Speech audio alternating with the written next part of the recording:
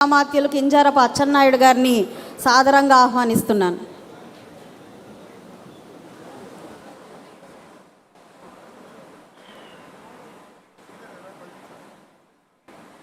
Telugu Desam party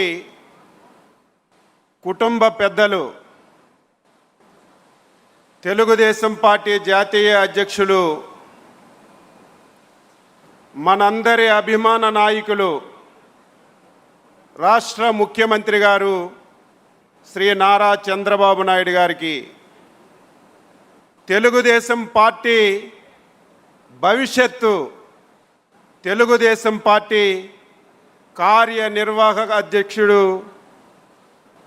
Shri Nara Lokesh Babu గారు వేదిక మీద ఈ ప్రాంగణంలో ఆంధ్రప్రదేశ్ నలుచెరగల్లో వీక్షిస్తున్నటువంటి తెలుగుదేశం పార్టీ కుటుంబ సభ్యులు, ఈ దేశం ప్రపంచంలో ఈ మహానాడిని తిలకరిస్తున్నటువంటి ప్రతి ఒక్కరికి పేరు పేరున హృదయపూర్వకమైనటువంటి నమస్కారాలు, అభినందనలు తెలియజేస్తున్నాను.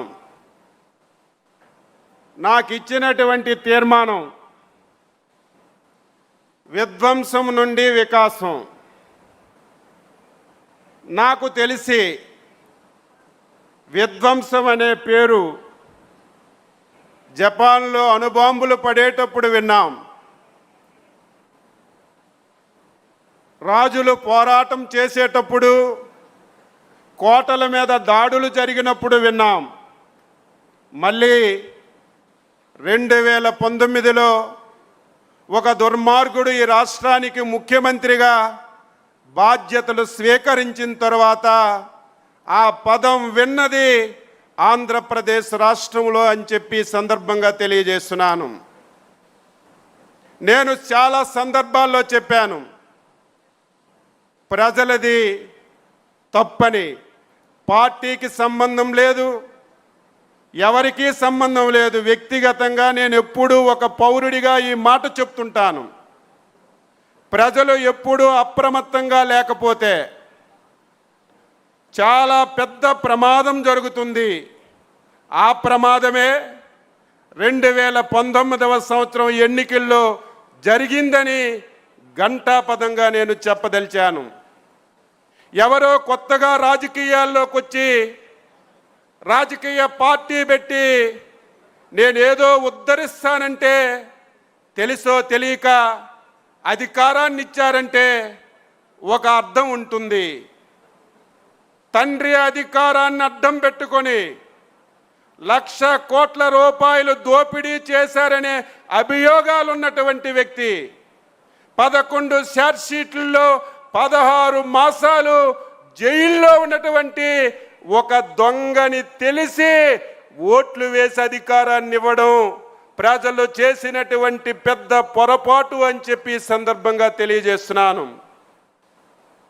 ప్రజలు ఇచ్చినటువంటి అధికారాన్ని కనీసం రాష్ట్రం గురించి, ప్రజల గురించి, ఈ రాష్ట్ర భవిష్యత్తు గురించి ఆలోచించవలసినటువంటి ముఖ్యమంత్రి అధికారం వచ్చిన తర్వాత ప్రమాణ స్వీకారం చేసినటువంటి మొదటి రోజు నుంచి దిగిపోయినటువంటి చివరి రోజు వరకు ఆంధ్రప్రదేశ్ రాష్ట్రాన్ని విధ్వంసం చేయడమే ఒక ప్రణాళికగా పెట్టుకొని పనిచేసిన విషయాన్ని ఈ సందర్భంగా తెలియజేస్తున్నాను.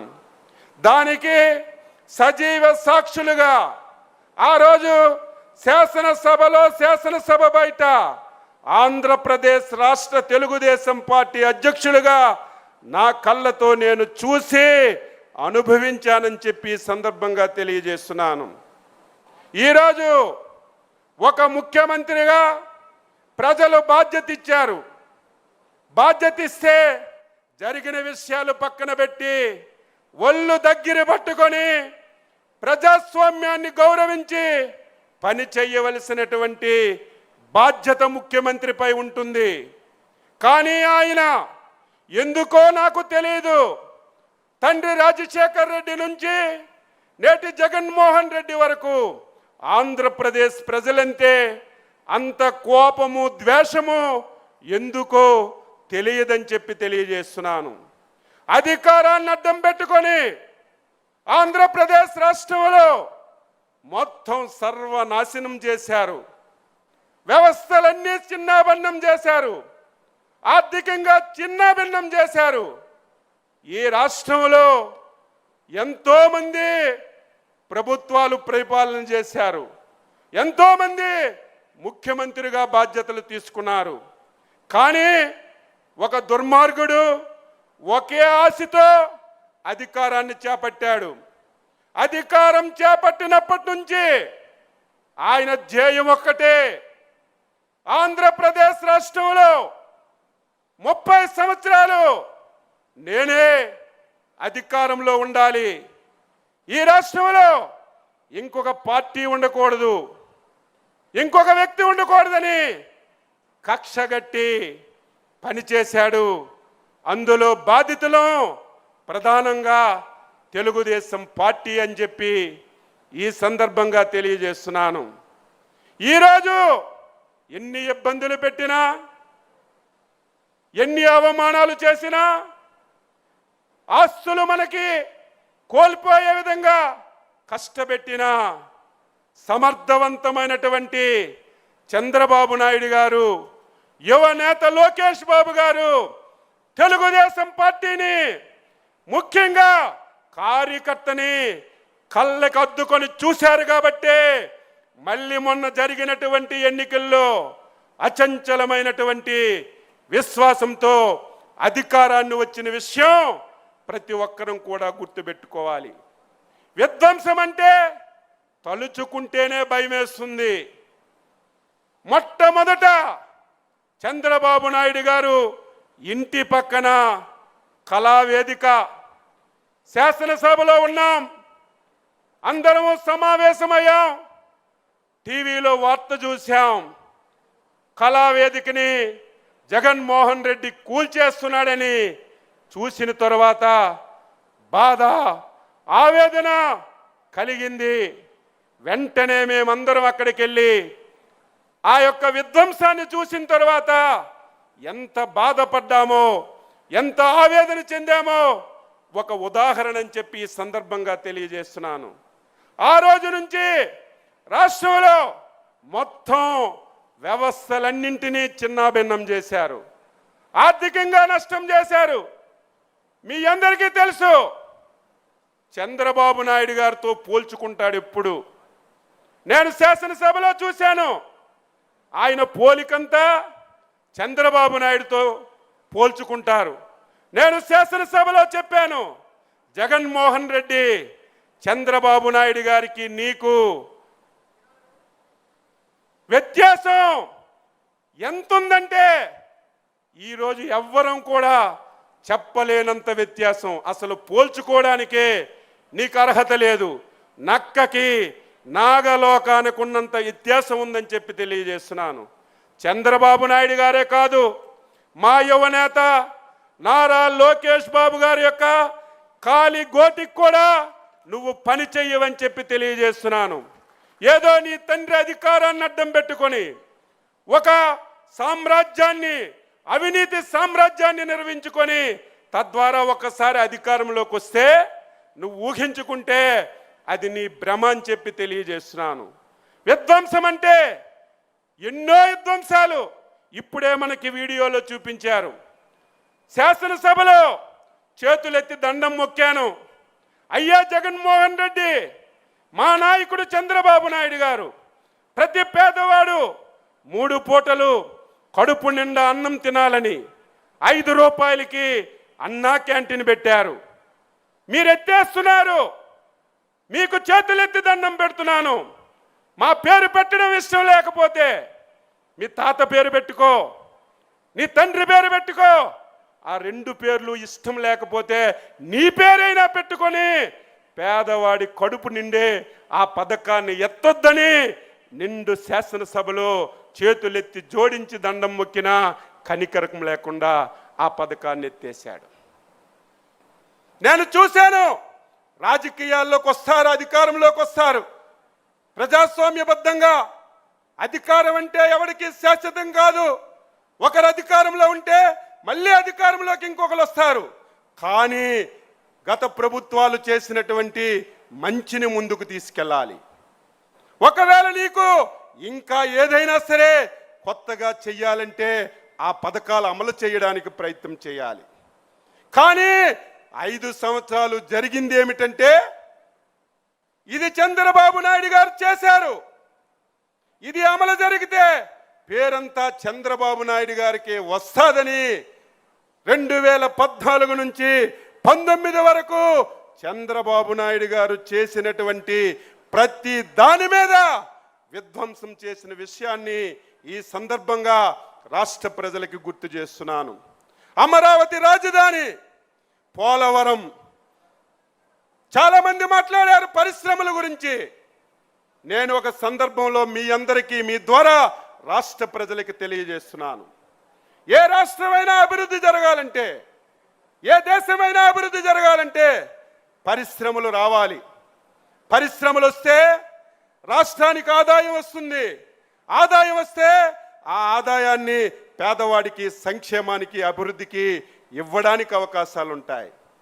దుర్మార్గుడు 5 సంవత్సరాలు ఈ రాష్ట్రంలో ఒక్క పరిశ్రమ అంటే ఒక్క పరిశ్రమ తేలేదు. ఉన్న పరిశ్రమల్ని పూర్తిగా ఈ రాష్ట్రం నుంచి వెళ్ళగొట్టే కార్యక్రమాలు చేశారు. మీరు, నేను, అందరం ఎన్డీఏ పార్టీలు ఎలక్షన్లలో మాటిచ్చాం, రేపు మాకు అధికారాన్ని ఇవ్వండి. అందులో మన యువనేత ఈ రాష్ట్రమంతా తిరిగి యువతలకి చైతన్యపరిచి, రేపు మా ప్రభుత్వం వస్తే ఈ రాష్ట్రానికి పరిశ్రమలు తెస్తాం, 20 లక్షల మందికి ఉద్యోగాలు ఇస్తామని బల్లగుద్ది మనందరం చెప్పాం. ప్రజల ఆశీర్వాదంతో అధికారంలోకి వచ్చాం. ఇచ్చిన మాట నిలబెట్టుకోవాలి. 20 లక్షల ఉద్యోగాలు ఇవ్వాలంటే పరిశ్రమలు రావాలి.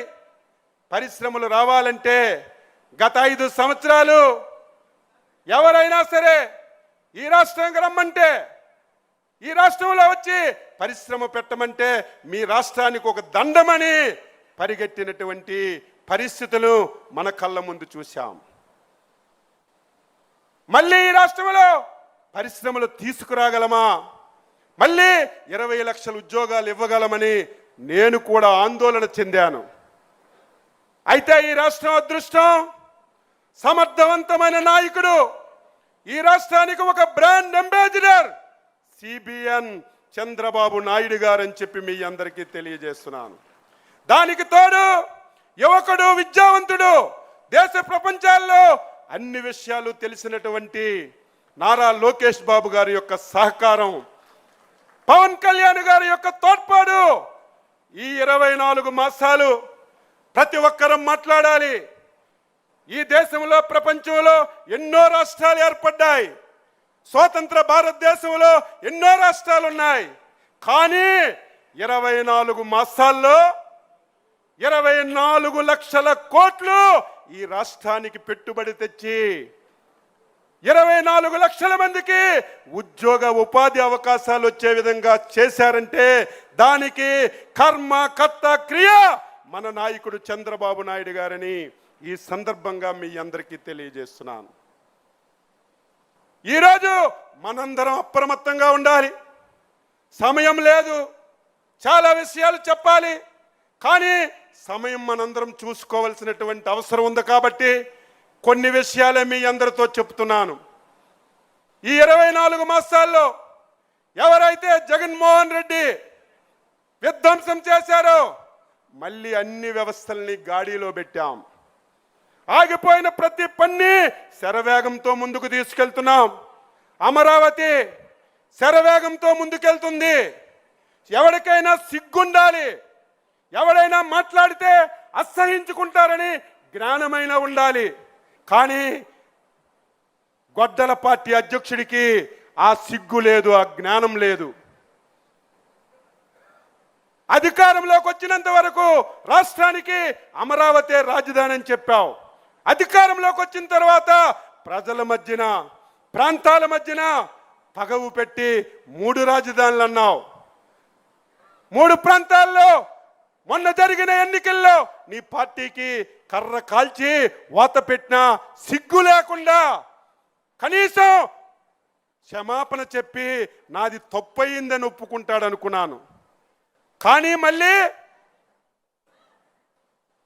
మొన్ననే కేంద్ర ప్రభుత్వం పార్లమెంటులో రాజ్యసభలో ఈ దేశంలో ఉన్నటువంటి అన్ని పార్టీలు ఆంధ్రప్రదేశ్ ఏకైక రాజధాని అమరావతిని చట్టం చేసిన తర్వాత కూడా మావిగనని చెప్పి మళ్ళీ మన మధ్యన మాట్లాడుతున్నాడంటే ఆ గొడ్డల పార్టీ అధ్యక్షుడికి ఏమనాలో అర్థం కానటువంటి పరిస్థితి అని చెప్పి తెలియజేస్తున్నాను.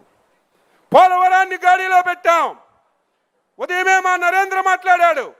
2014-19 69 లక్షల కోట్లు ఇరిగేషన్కి పెట్టి మొత్తం ప్రాజెక్టులన్నీ పరుగులెట్టించాం. 5 సంవత్సరాల్లో ఒక్క ప్రాజెక్ట్ ఇవ్వలేదు. మాట్లాడితే రాయలసీమ బిడ్డని నేనంటాడు, రాయలసీమకి ఉద్ధరించానంటాడు. రాయలసీమకు కూడా 1 ఎకరాకి కూడా నీరిచ్చినటువంటి సందర్భాలు లేవు. మళ్ళీ చంద్రబాబు నాయకత్వంలో ఇరిగేషన్ ప్రాజెక్టులన్నిటికి కూడా ముందుకు తీసుకెళ్తున్నాం. ఈరోజు మనందరం గొడ్డల పార్టీ అధ్యక్షుడంటే గింజుకుంటున్నాడు. ఏం తప్పు మాట్లాడుతున్నామా? ఇందులో ఏమైనా పొరపాటు ఉందా? నువ్వు 100% గొడ్డల పార్టీ అధ్యక్షుడివే అని చెప్పి తెలియజేస్తున్నాను. మనమంటే మొన్ననే వచ్చి ఒక పాత్రికేయుల సమావేశం పెట్టాడు. నన్ను గొడ్డల పార్టీ అంటున్నారని, నేనేం చేశానని. ఆ ప్రెస్ మీట్ చూసిన తర్వాత మన మహానాడు వేదికగా జగన్మోహన్ రెడ్డికి అభినందనలు తెలియజేస్తున్నాను. ఆ ప్రెస్ మీట్ ఎందుకు పెట్టాడు? మీరందరూ నా ఒక్కనే గొడ్డల పార్టీ అంటున్నారు. నాది కాదు, మా కుటుంబ నేపథ్యమే ఒక ప్రేక్షణ పునాదుల మీద పుట్టిందని సాక్షాత్తు జగన్మోహన్ రెడ్డి పాత్రికేయుల సమావేశంలో పుట్టాడు. వారి తాత రాజారెడ్డి ఎవరైనా సరే సహాయం చేస్తే మనం వారికి మెచ్చుకుంటాం, జీవితాంతం రుణపడి ఉంటాం. ఒక బలహీన వర్గాలు చెందిన వ్యక్తి మీరు రండి, మా మైన్లో వాటా ఉండి అందరం కలిసి ముందుకెళ్దామంటే ఆ మైన్ ఓనర్కే చంపి ఆ మైన్ను ఓన్ చేసుకొని ఆ డబ్బుతో ఈరోజు సామ్రాజ్యాన్ని నిర్మించుకొని ఆ రోజు నుంచి ఈ రోజు వరకు వ్యవహరిస్తున్నారు. మన అధ్యక్షుల వారు ఎప్పుడూ చెప్తారు, ఇది ఒక ప్రేక్షణ కుటుంబం. చాలా అజాగ్రత్తగా మనం ఉండాలి. జాగ్రత్తగా, అజాగ్రత్తతో ఉంటే చాలా పొరపాటు జరుగుతుంది. వాళ్ళ తాత రాజారెడ్డి వేట కొడవలతో స్టార్ట్ చేశాడు, తండ్రి కత్తులతో స్టార్ట్ చేశాడు. ఈయన వచ్చేసరికి గొడ్డలతో రాజకీయం చేసి ఈ రాష్ట్రాన్ని మొత్తం నాశనం చేయడానికి ఒక కంకణం కట్టుకొని పనిచేస్తున్నాడు. మాట్లాడితే అబద్ధాలు. నిన్న ఈరోజు పవిత్రమైనటువంటి మహానాడు జరుపుకుంటే నిన్నే ఒక సమావేశం పెట్టాడు. నిన్న మీ ఎమ్మెల్యేలు ఎమ్మెల్సీలు విద్యాశాఖ కార్యాలయంకి వెళ్ళి డిఎస్సిలో అవినీతి జరిగిపోయిందని సిగ్గుందా, లజ్జుందా, మాట్లాడే నైతిక హక్కు నీకుందా? 5 సంవత్సరాల అధికారంలో ఉండి ఒక్క ఉపాధ్యాయు పోస్టు కూడా నువ్వు తీయకపోతే మా యువనాయకుడు అధికారంలోకి వస్తే మొదటి డిఎస్సి పెట్టి నేను ఉద్యోగాలు ఇస్తానని ఒక మాటిచ్చి మీరు కక్షగట్టి ఆ నోటిఫికేషన్ ముందుకెళ్లకుండా 100 కోట్లు కేసులు కోర్టులో వేస్తే కోర్టులన్నీ క్లియర్ చేసి డిఎస్సిని పారదర్శకంగా చేసి ఉద్యోగాలు ఇచ్చాం. పోనీ ఏదైనా తప్పు జరిగిందంటే ఎప్పుడు అడగాలి? పరీక్ష జరిగినప్పుడు అడగాలి. ఉద్యోగ పత్రాలు ఇప్పుడే జరగాలి. దొంగల పడిన 6 మాసాలకి కుక్కల మొరిగినట్టుగా ప్రజా సమక్షంలో వాళ్ళకి మనం ఉద్యోగ పత్రాలు ఇచ్చి వాళ్ళు పాఠశాలలో జాయిన్ అయ్యి వారు బ్రహ్మాండంగా చదువు చెప్పుకునే సంవత్సరం తర్వాత గొడ్డల పార్టీ బాగా ఎక్కింది కాబట్టి దీన్ని డైవర్ట్ చేయాలి. డైవర్ట్ చేయాలంటే అచ్చెన్నాయుడు మీదో ఎక్స్ మీదో వై మీదో విమర్శ చేస్తే ఎక్కదని మన జాతీయ పార్టీ వర్కింగ్ ప్రెసిడెంట్ మీద ఈరోజు కావాలని చెప్పి విమర్శలు చేస్తున్నారు. దీన్ని మనందరం కూడా తిప్పి కొట్టాలని చెప్పి తెలియజేస్తున్నాను. నిన్న ఒక బుక్ రిలీజ్ చేశాడు. ఆ బుక్ మొత్తం చూస్తే నాకే ఆశ్చర్యం. ఆ బుక్ పేరు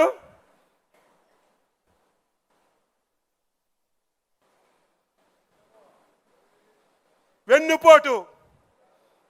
ఆ మాట నీకే వర్తిస్తుంది.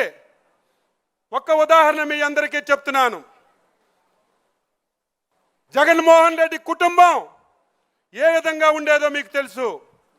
కనీసం బతకడానికి కూడా అవకాశం లేని పరిస్థితిలో కాంగ్రెస్ పార్టీని ఉపయోగించుకొని సోనియా గాంధీని, రాజీవ్ గాంధీని, రాహుల్ గాంధీని ఉపయోగించుకొని నీ తండ్రి ముఖ్యమంత్రి పదవి పొందాడు. అది గుర్తుపెట్టుకో. నీ తండ్రికి ముఖ్యమంత్రి వచ్చిన తర్వాత ఆ పదవిని నువ్వు తీసుకొని 1,00,000 కోట్లు నువ్వు దోచుకున్నావు. దోచుకొని సామ్రాజ్యాన్ని నిర్మించుకున్నావు. నువ్వు నీ తండ్రి చనిపోయిన తర్వాత ముఖ్యమంత్రి పదవి ఇవ్వలేదని కాంగ్రెస్ పార్టీని వదిలేవు. అది వెన్నుపోటని చెప్పి మీ అందరికీ తెలియజేస్తున్నాను. ఆ పార్టీ వల్ల మీరు మీ కుటుంబం బాగుపడి ఆ పార్టీని వదిలి బయటకు వచ్చినటువంటి నువ్వు వెన్నుపోటు పొడిచి మమ్మల్ని అని చెప్పి మీరు అడుగుతున్నారు. ఈరోజు ఎలక్షన్ మేనిఫెస్టో గురించి మాట్లాడుతున్నాం. ఏముంచావు ఈ రాష్ట్రంలో? 5 సంవత్సరాలు ఈ రాష్ట్రంలో ఏమైనా ఉంచావా? 13 లక్షల కోట్ల అప్పులు. ఏ వ్యవస్థ చూసినా చిన్న భిన్నం. మేము ఊహించలేదు ఇంత దారుణాలు జరిగాయని. ఎలక్షన్లో మాటిచ్చాం. ఇచ్చిన మాట నిలబెట్టుకోగలమా, అమలు చేయగలమని చాలా భయపడ్డాం, బాధపడ్డాం. కానీ సమర్థవంతమైన నాయకుడు చంద్రబాబు నాయుడు గారు, కేంద్రంలో మోడీ గారు సహకారం తీసుకొని మీరు నేను ఎవ్వరూ ఊహించిన విధంగా 2 సంవత్సరాల్లో సూపర్ 6 అని చెప్పి ప్రతి హామీని అమలు చేసి సూపర్ హిట్ చేసిన విషయాన్ని ప్రతి ఒక్కరు కూడా గుర్తుపెట్టుకోవాలి. నీకు అసలు మేనిఫెస్టో గురించి అడిగే నైతిక హక్కుందా? సిపిఎస్ రద్దని మొదటి సంతకం పెడతానన్నావు. ఈరోజు నువ్వు దానికి ఆన్సర్ చేయి. నేను గెలిస్తే ఈ రాష్ట్రంలో సంపూర్ణ మద్యపానం నిషేధం చేసి మళ్ళీ 2024లో ఓట్లు అడగడానికి వెళ్తానని నువ్వే కదా చెప్పావు. నీది నోరా తాటిమట్ట. దీనికి ఆన్సర్ చేయవలసినటువంటి అవసరం ఉంది. ఈరోజు కష్టాలున్నా బాధలున్నా చంద్రబాబు నాయుడు గారికి ఒక విశ్వసనీయత ఉంది. చంద్రబాబు నాయుడు గారు మాటిస్తే నిలబెట్టుకున్నటువంటి తత్వం. తప్పనిసరిగా అమలు చేశాం. రేపు భవిష్యత్తులో ఒక పైసా వస్తే ఆ పైసా పేదవాడికే పంచడానికి, ఈ రాష్ట్రానికి మేలు చేయడానికి అహర్నిశలు కృషి చేస్తున్నటువంటి చంద్రబాబు నాయుడు గారికి మనందరం సహకరించాలి.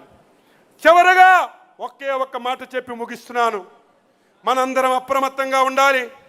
2014-19 ఈ దేశంలో చంద్రబాబు నాయకత్వంలో నేను చాలాసార్లు ఎమ్మెల్యేగా పనిచేశాను, మంత్రిగా పనిచేశాను.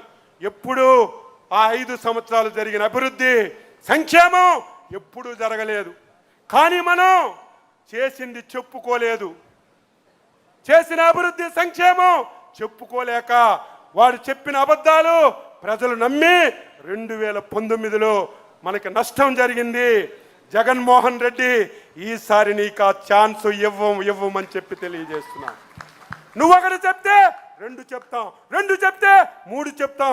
అది కూడా నీలాగా అబద్ధాలు కాదు, వాస్తవాలు. చేసిన పనులు ప్రజలకు చెప్పి చైతన్యపరిచి మళ్ళీ జీవితంలో ఈ రాష్ట్రంలో వైసీపీ పార్టీ జగన్మోహన్ రెడ్డి పాతాళానికి పాతి పెట్టి శబాష్ తెలుగుదేశం, శబాష్ పసుపు జెండాని నిలబెట్టుకుంటామని చెప్పి మీ అందరికీ తెలియజేస్తూ విధ్వంసం నుంచి వికాసం వరకు తీసుకెళ్తున్నాం. రేపు భవిష్యత్తులో ఆంధ్రప్రదేశ్ రాష్ట్రాన్ని ఈ దేశంలో ఒక అగ్రగామిగా నిలబెట్టడానికి మనందరి సహకారంతో చంద్రబాబు నాయుడు గారు, యువనేత లోకేష్ బాబు గారు కలిసి ఈ రాష్ట్రాన్ని ముందుకు తీసుకెళ్తారని ఈ సందర్భంగా తెలియజేస్తూ ఈ అవకాశం ఇచ్చినటువంటి అధ్యక్షుల వారికి, లోకేష్ బాబు గారికి హృదయపూర్వకంగా అభినందనలు తెలియజేస్తూ సెలవు తీసుకుంటున్నాను. జై హింద్. తెలుగుదేశం. తెలుగుదేశం చంద్రబాబు నాయకత్వం, చంద్రబాబు నాయకత్వం, చంద్రబాబు నాయకత్వం, యువ నేత నారా లోకేష్ బాబు నాయకత్వం, యువ నేత నారా లోకేష్ బాబు నాయకత్వం, యువ నేత నారా లోకేష్ బాబు నాయకత్వం. ఎన్టీఆర్, ఎన్టీఆర్, ఎన్టీఆర్. జై హింద్. Thank you. వెల్, మీ ఆవేదన ప్రతి కార్యకర్త గుండెల్లో ఉందన్నా.